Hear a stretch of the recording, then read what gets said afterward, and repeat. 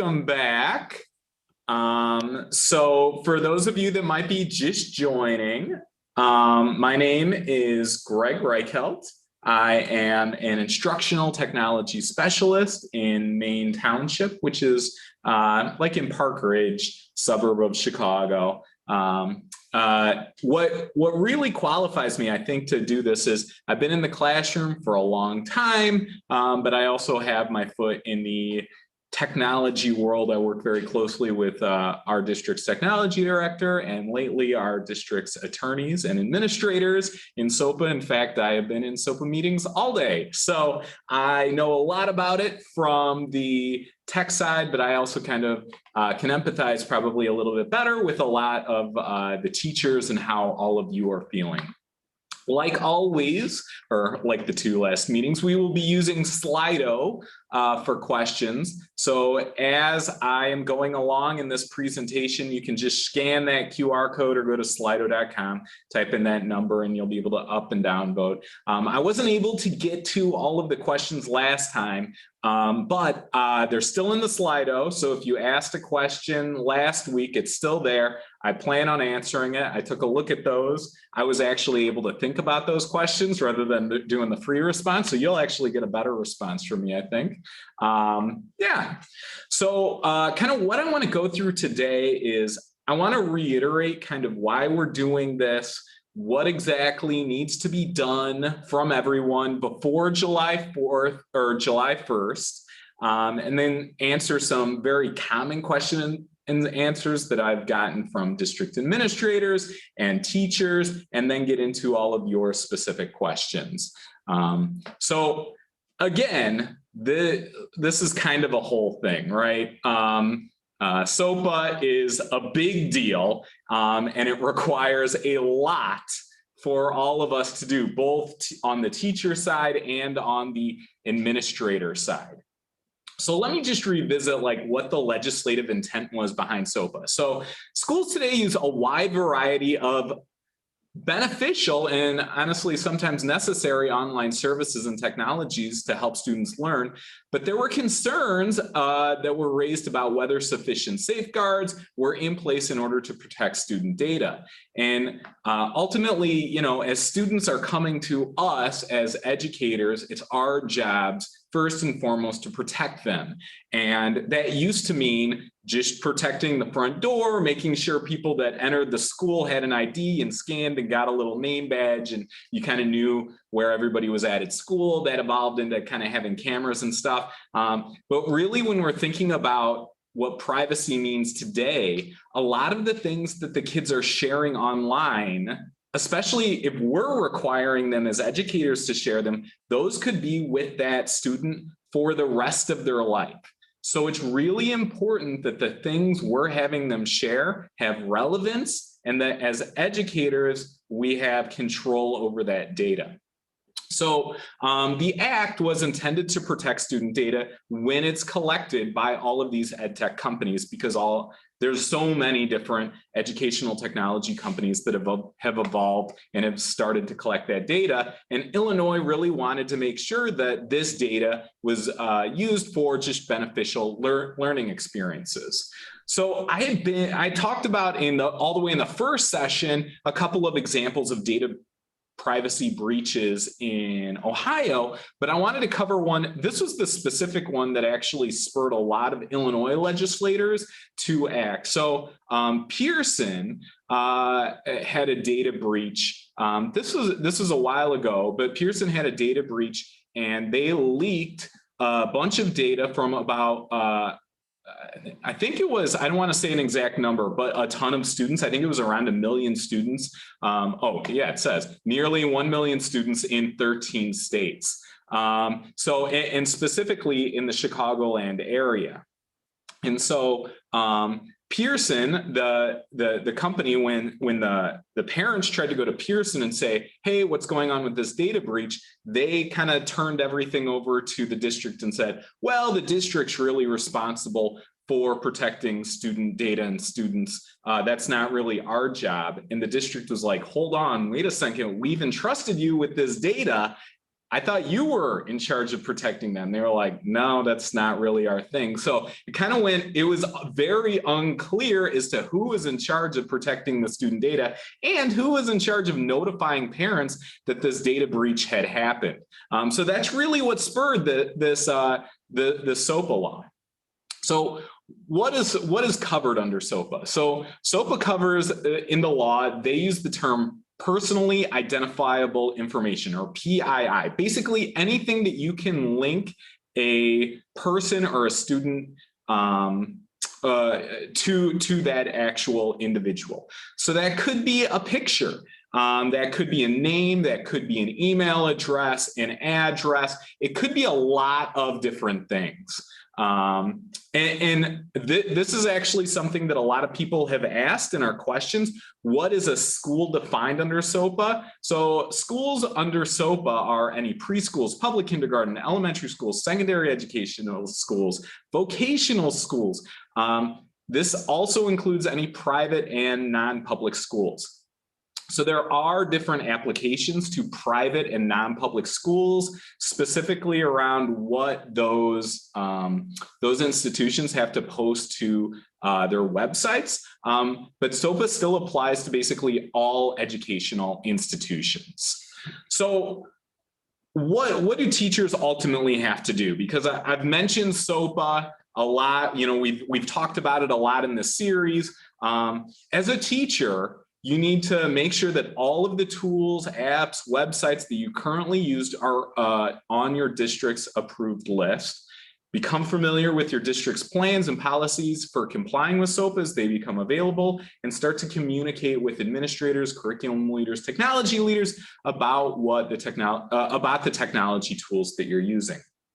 I actually know that although this presentation was designed for teachers, there's actually a lot of administrators, and I've gotten some feedback from technology directors and people like that that are also watching this. So I just wanted to mention that if you are a leader in your district and you're like, I don't even know where to begin with this, first thing that you need to do is you need to define a data privacy officer for your district. So a lot of districts are handling this a lot of different ways. Some are using an assistant superintendent. Some are using like the director of technology or somebody high up in the technology. Some are actually just employing law firms to be their data privacy officers, and they're outsourcing that.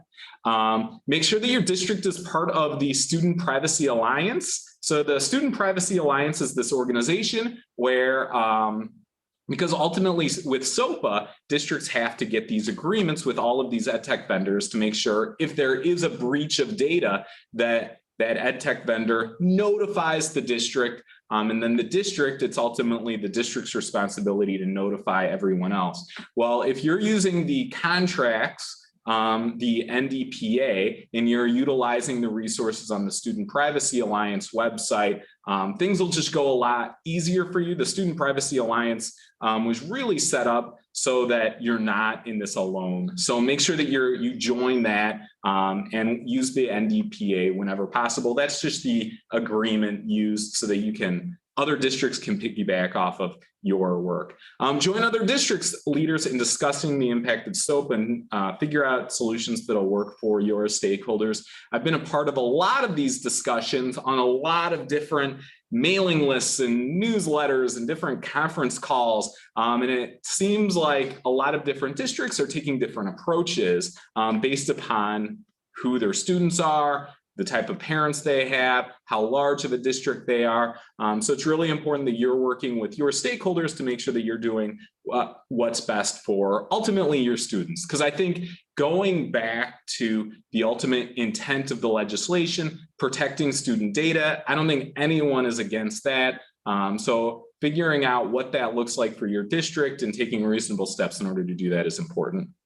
And then this is the really important one for district leaders. I know that this doesn't necessarily apply to all of you, but make sure that all of your SOPPA related content is posted to your district website. So it's not all about just getting these agreements with all of the different EdTech vendors and making sure that, okay, you know, Edpuzzle is SOPPA compliant and we can work with them and teachers can use that service in our district. It's also about posting that contract to the district website, and then notifying parents and students of any data breaches that happen. So I want to be specific about what types of applications will need to be approved by your district. Okay, so Pear Deck is one that definitely is going to need to be approved. So, and I can see where there might be some confusion around this one. This is one that a lot of teachers in my district had kind of some confusion around, because with Pear Deck, your students are interacting with probably a Google slide or a slide deck, maybe a PowerPoint presentation. And it's not necessarily, they don't have to go to the Pear Deck website. But with Pear Deck, students have to sign in, and their data is collected and stored on Pear Deck. So because Pear Deck requires students to sign in, and Pear Deck basically collects student data, your district is definitely going to have a SOPPA agreement with them. That being said, Pear Deck already has agreements with, the last time I checked, over 25 different districts in Illinois, and they're using the NDPA. So it's really easy for your district to actually get approval for that one. Edpuzzle is another one that I wanted to address. And we'll talk about the single sign-on in a second. What single sign-on means is our district, and in a lot of districts, rather than having myself as a teacher or students log in with a username and password, there's that button that says log in with Google. And so you can click on that and just log in. And when you click on that log in with Google button, ultimately that website, like Edpuzzle in this instance, is, oh, not so easy. Pear Deck has an exhibit 8. Yeah. Yes, I should have mentioned that to all the people out there. Yeah, Pear Deck does have the exhibit H out there that's pretty tricky. So good point in the chat. Let me jump to Edpuzzle though. So with that single sign-on, a student, like Edpuzzle isn't necessarily collecting the username and password for the student, but what they are collecting is a lot of student data. So Edpuzzle is going to be collecting progress that the student is doing in the thing. There, obviously student answers and a lot of that type of information. So although the login information is not necessarily being stored on Edpuzzle servers, Edpuzzle is still storing personal identifiable information, and so obviously your district will have to get that approved.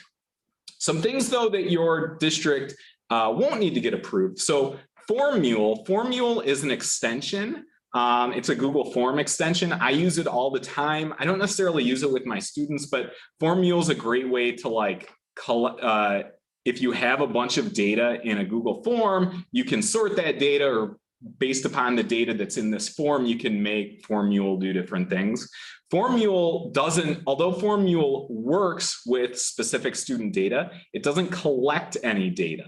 So that program is interacting with student data, but nothing is being sent and stored to the app creator. So this would be an application that you wouldn't necessarily have to get approved.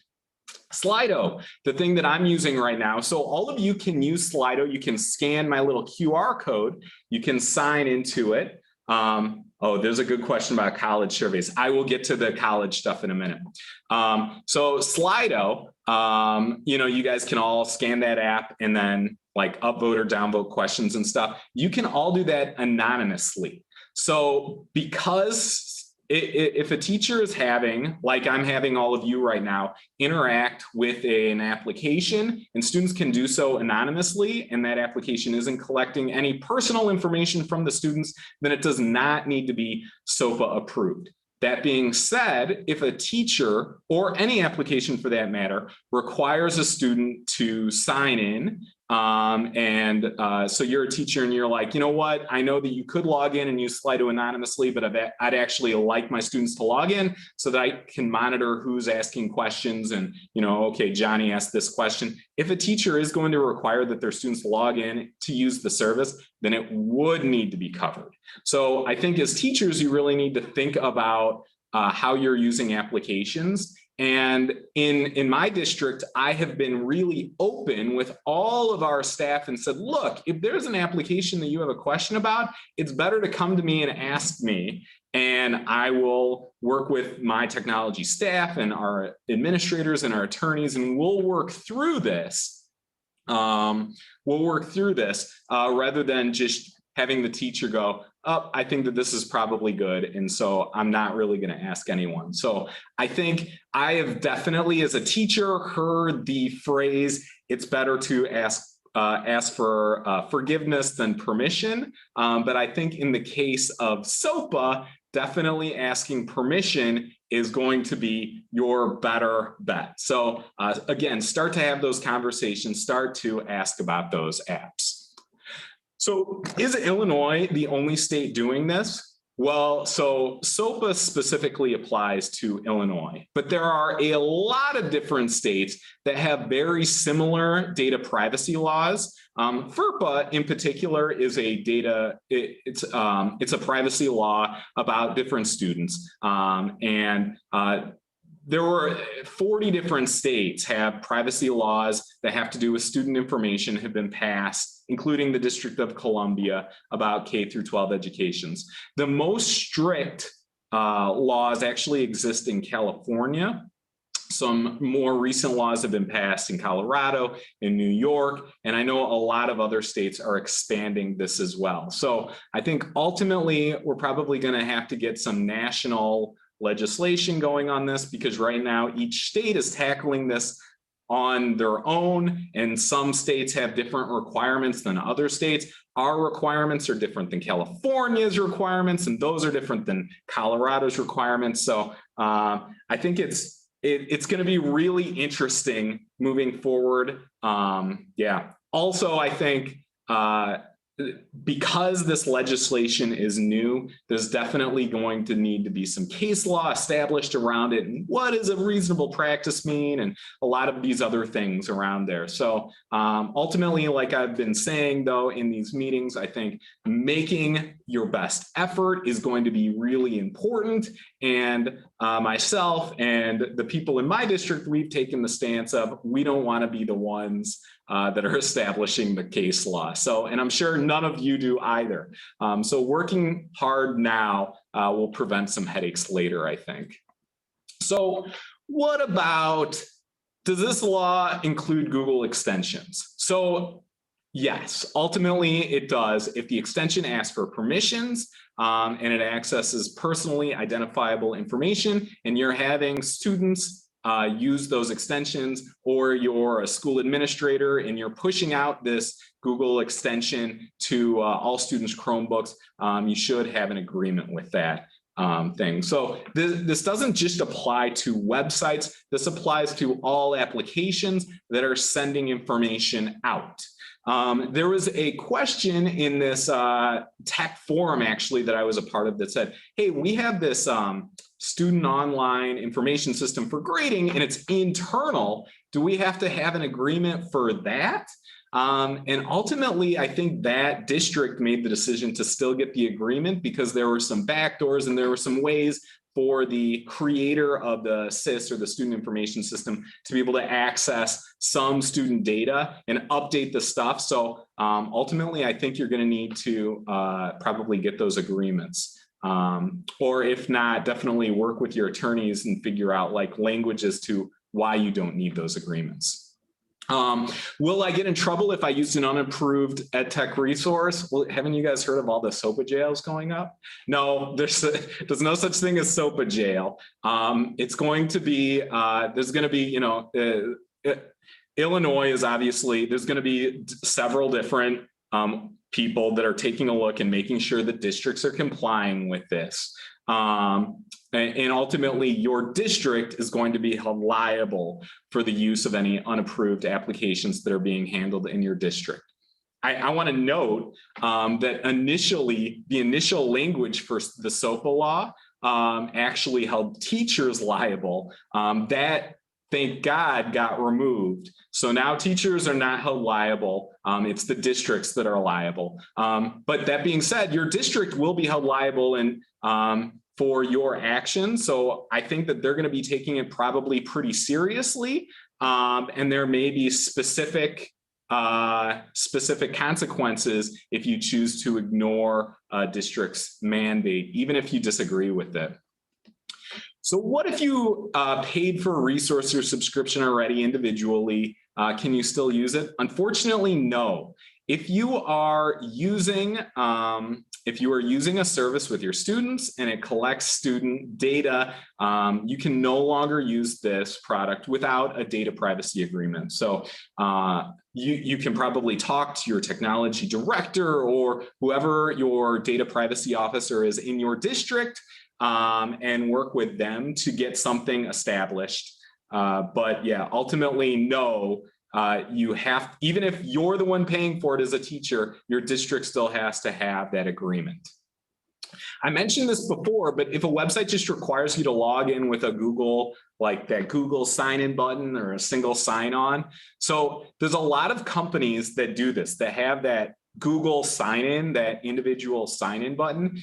If that specific company is, if all the data they're collecting, and they're not collecting any data, if all they require is that you sign into their service using the login with Google button, and then once you're inside of the service, there's no data that's being collected, students aren't really interacting with anything, maybe they're reading or commenting, but that couldn't necessarily be traced back to the student, then you would not have to have an agreement with them. However, once you log into a service, just because there is that single sign-on button doesn't mean that that service isn't collecting student data. It just means that that service is not collecting login information for that student. So it's not collecting their username and password or potentially their email address, whatever it is. But once you're inside of that service, they still, like Edpuzzle, they still be, students are interacting with the service, typing in answers, providing a lot of different documentation, things like that. So even though there is that single sign-on, you may still need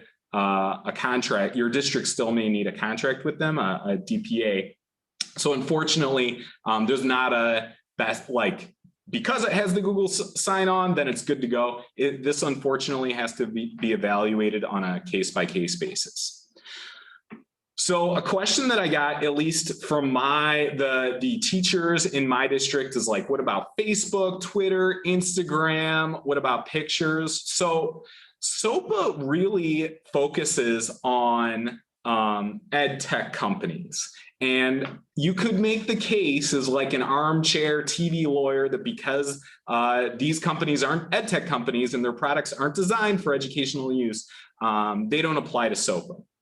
But I would say SOPPA is not the only law that deals with student privacy. And your district's attorneys and administrators, definitely not me, should decide how to handle this and other apps like this. So I can tell you also it's really important, I think, in a lot of cases and in a lot of districts that I've talked to, educational curriculum leaders, not just technology people, are being brought into the conversation to make sure that the apps that are being requested actually have some educational value and aren't just being used because they're the latest and greatest technology thing. So it's important, I think, going back to why do we even have SOPPA?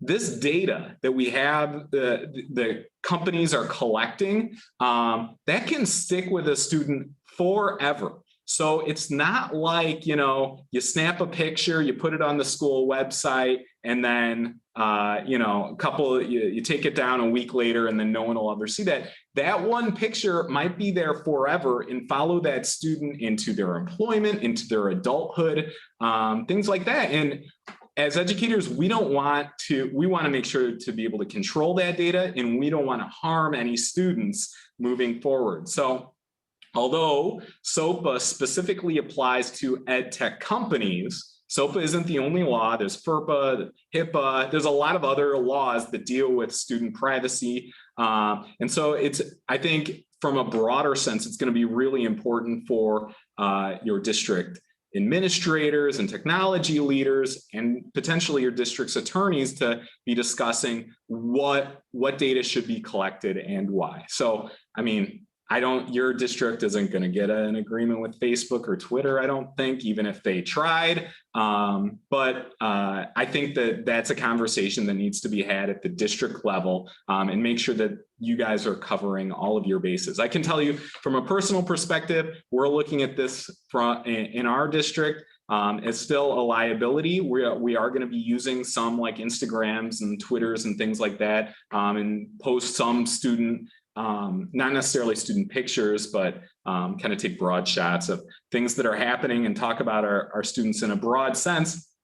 And we're coming up with a permission slips that cover all of these other types of situations. And I know a lot of other districts have that as well. Like, if you don't want your student's picture to be displayed on the district's website, then, a student can opt out of that. So we're expanding that opt-out procedure to include a lot of other technology things like Facebook and Twitter and Instagram and stuff. Again, that's what our district has chosen to do, but that's going to be definitely a decision that your district's administrators are going to need to make.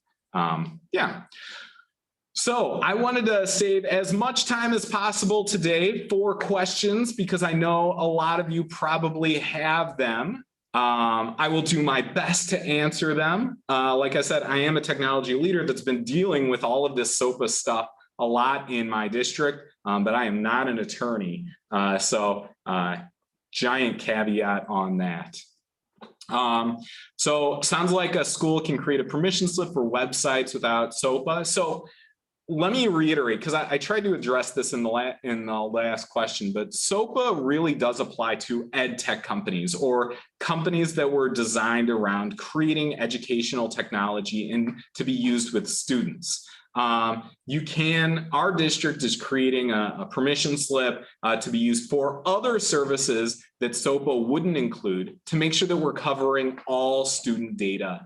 But if you have an EdTech company, then you have to make sure that you follow those SOPPA procedures, and your district has an agreement or has a DPA with that company. So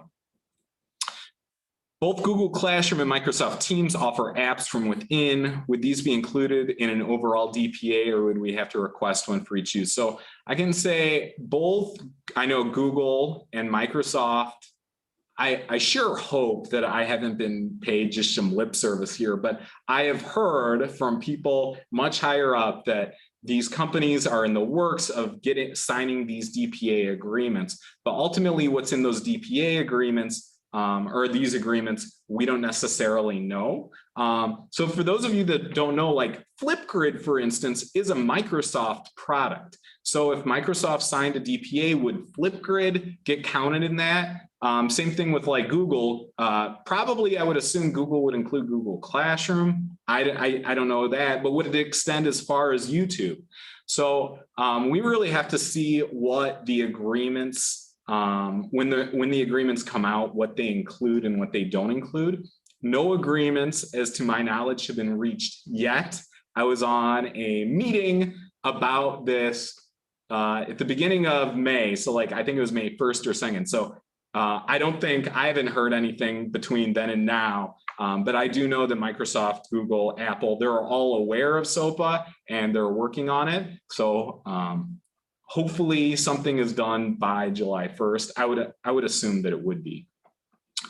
So I'm in a Catholic school. I assume we should be following the SOPPA laws. So SOPPA applies to everyone. However, it applies to Catholic and private schools differently than public schools. Specifically, what has to be posted on the district's website. So in all public schools, data breaches, you have to notify students and parents of any data breaches that happen. And you also have to post all of these agreements that you have with different EdTech vendors to your district website so that parents can access them. And that's actually pretty cumbersome for technology leaders to do. I don't think that that's something that's just like, oh, post that, not a big deal. Like coming up with a solution that allows parents to be able to see all of these different agreements and navigate them and then being able to notify parents of these data breaches,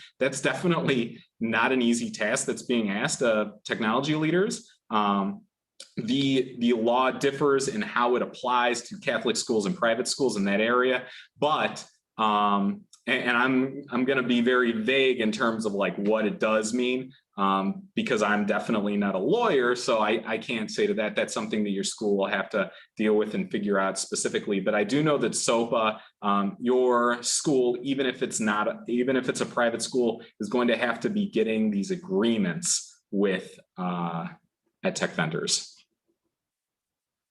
Do the rules about saving text emails apply if you're texting a parent or guardian? So on the day 2 thing, I talked about just in general about data privacy. It's important to save all information. And I kind of talked about, you have to save things those are considered temporary records when you're texting or emailing a parent or guardian. And so if you're emailing a parent or guardian about a particular student, that is considered a temporary record that needs to be saved.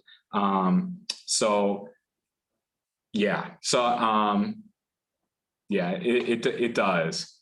It does extend to that. So just be very careful as to who you are texting, who you are emailing, and who you are sharing information with. I think that's going to be the key. Yes, private schools do have to follow SOPPA. So a charter school in Chicago, if it falls under CPS, would it fall under the CPS DPA? So I'm not 100% sure on how charter schools work in the Chicago area, but I do know that the DPAs are signed for a district. So if the charter school is considered under the,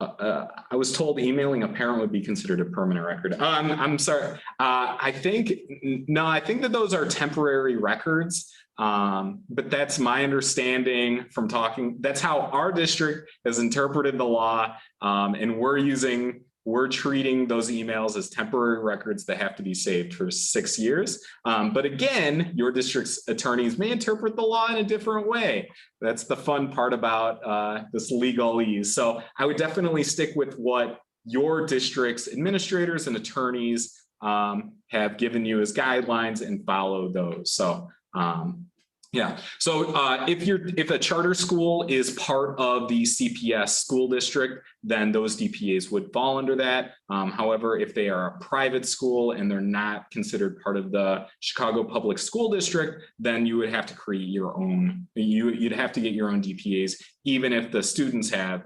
CPS IDs.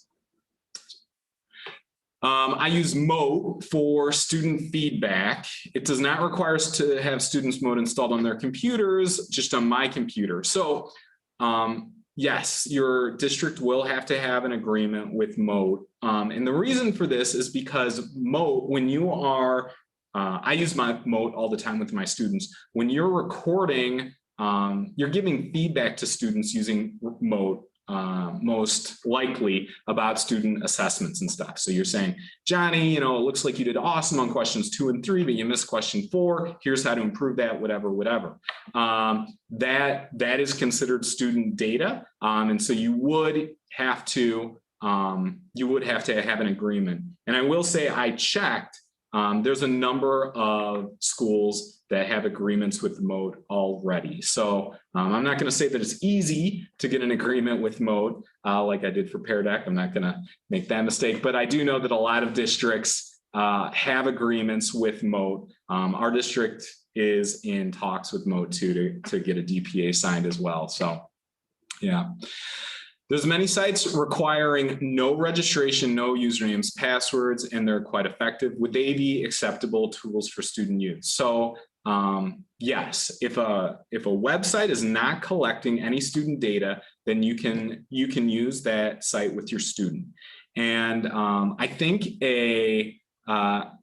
I think a good example that at least we had to deal with in my district was this Jeopardy game. I think it was called Jeopardy Labs. Don't quote me on the specific name of the product, but it was this Jeopardy game where students would go and the teacher would create the Jeopardy game in the background. But then they would play the game and they could type in like team names and stuff, but it didn't really save any information. It saved the questions that the teacher created, and it saved some teacher related login information, but it didn't save anything student related. So in those circumstances, you could definitely use those with students without a SOPPA agreement. And then if it's just a general use website, you're having your students go, and for me, I have them go to like the BBC or CNET and read an article and then answer some questions on a worksheet that I have about that. That's definitely not something that you have to have a SOPPA agreement for. Clever is going to be very similar to what I talked about with the Google single sign-on. So there's a lot of different single sign-on services. Clever, Google, but ultimately, if you're using Clever to log in, then the website that you're using Clever to log into, that's not collecting any login information. However, that website still could be collecting other student information. So you're going to have to, your district administrators are going to have to evaluate that on a case-by-case basis. I know in some instances, our district has found all that's required is like the students log in, but then that's it, and no other data is being collected. So in that case, the website isn't really collecting any student data. They're not collecting any login information. And then once the students logged in, it's not collecting any data. So in those cases, we said, oh, we don't need to get an agreement with them. However, we have found other instances where that website is collecting additional student information. And so we would have to get an agreement with them. Is it safe to assume that if my students don't need to sign into an app, that it's compliant? I think in the most cases, yes. I think some of the like outliers might be, I know that there's some websites out there that you don't have to sign into, but it asks for like, if you're going to input a comment, it asks for like a name and then a description. And in those instances, like if the website, even though the student doesn't have to sign in, if the student is interacting with the website and adding in like somebody's name, something like that, then you would have to have an agreement with them. So the deadline, July 1st, most teachers won't be using applications. Is it okay if a district is still working on agreements through July? Yeah, so I would think so. Every district that I've talked to is working furiously on this. I don't think whoever wrote this, definitely you are not alone in like being overwhelmed and like, oh man, do I have to have all of this done by July 1st? No, you don't. And in fact, what you'll have to do though is once teachers come back and start using those apps with students, you'll have to have the agreements in place by then, or your teachers can't use them. And I'm anticipating, and I'm sure a lot of administrators that are out there are anticipating, I'm anticipating our staff to come back and say things like, hey, I forgot to submit this app. Can I use it? And then at that point, we're going to have to go and get an agreement with them. So this SOPPA thing is not going to be done with on July 1st. It's not going to be like, oh, okay, July 1st is here. Check off that box. We're SOPPA compliant, and then we can just smooth sailing. It's going to take continuous education of staff, making sure that they're checking to make sure that that the applications that they're using with students are compliant, making sure that the privacy agreements are actually being followed through. Technology leaders, they're going to be having to notify people of breaches that are happening, updating contracts on the website. So this July 1st deadline is just, unfortunately, I think it's just the starting line to a lot of work moving forward, just continuing this process. What will innovation look like with SOPPA compliance? How will teachers test out and try new apps?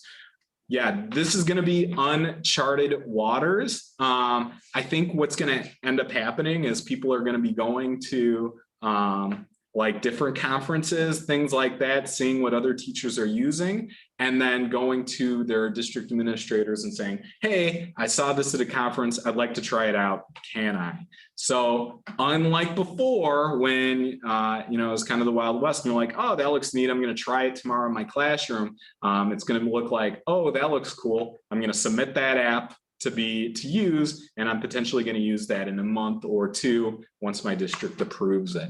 And like I said, our district started with just having technology leaders evaluate these applications, but we're pulling in, and a lot of other districts are pulling in, curriculum leaders as well to make sure that the apps have some type of educational value associated with them. So yeah, things are going to be different for sure. But I think it's important for teachers to remember that you can still sign up for an application. SOPPA doesn't apply to you protecting your data, it applies to your students' data. So you can still feel free to sign up for an app and like poke around a website and say, oh, this kind of looks neat. This kind of looks like something I'd like to use with my students. And you can test it out with other teachers that are in your district. But then once it comes time to actually trying it out with students, that's when you're going to have that agreement. How can you be certain that no student data is being collected by an app? So student information is being collected by pretty much every website that you go to, cookies and whatnot, but you can't tie any of that data. That you need to make sure that the app or website or whatever, you can't tie any of that data back to the student. So how can you make certain? Well, I think it's just really going to be important that all EdTech websites that require a login probably get really looked at by district administrators, technology leaders, and make sure that once a student logs into that website, then no additional information is being collected. If your students aren't logging into a website, it's probably fine. I'm not going to say always it's going to be fine, but in most cases it is. But once you have those students crossing the threshold of they have to log in, again, even if they're using like that single sign-on, that login with Clever button or login with Google button, that may be the only information that's being used, and that's all encrypted. So the vendor or operator isn't collecting any of that. But if any additional information beyond that point is being collected, then you will have to get an agreement with them. And then how do we identify which data elements on a website it is collecting or storing? So for that, it's all about reading the privacy policies of the website. So every website out there has a privacy policy that says what data they collect and how they store that data. And as a teacher, because again, this presentation is geared towards teachers, as a teacher, it's not going to be your responsibility to read through that privacy policy and make sure that it's compliant with SOPPA and things like that. That is for district administrators and attorneys to review. Yeah, so, but it is all in that privacy policy ultimately. And then once your district gets an agreement or a DPA, then it'll be with, then that agreement will also identify the elements that is being collected. Okay, so I'm gonna go ahead and take a look in the chat here, see if we have any other questions. I think we're right at time here. I just want to address one more thing I'm seeing on here. Do you have any suggestions for approval applications? So two ways a lot of districts are moving forward, Learn Platform and then using like Google Forms. So if you're a big, huge district, I'm not going to plug Learn Platform and say that it's amazing and it's everything. It's extremely expensive, but a lot of districts are using it. And it is a good resource. It's definitely something to explore. If that's not for your district, and it's not for a lot of districts, coming up with some type of Google form where teachers submit applications, because ultimately you're going to have to post all of these websites and all of the documentation to your district's website. So yeah, so I think the slides, hopefully, Amber, you can send those out, the slides from last week, you can send those out with everybody. And Yeah, I don't have anything if you guys don't have any other questions. So it was wonderful being able to share everything that I've learned with you all. Thank you so much for coming. I really appreciate it. And I hope that I was able to answer some of your questions. Greg, thank you so much. This was absolutely incredible. I know I learned a lot of engagement from attendees. So we really, really appreciate your time and expertise in sharing with us. So thank you very much. We will send out the recording. Yes, it got recorded this time, and the final draft of the slides that Greg has been working off of. So thank you all very much. You'll get an email tomorrow. And Greg, enjoy the rest of your evening. Everyone else, thank you so much for being here. I'll stay on for a little bit if there's any other questions. Thanks, everyone. Bye. Thanks, Greg. Bye.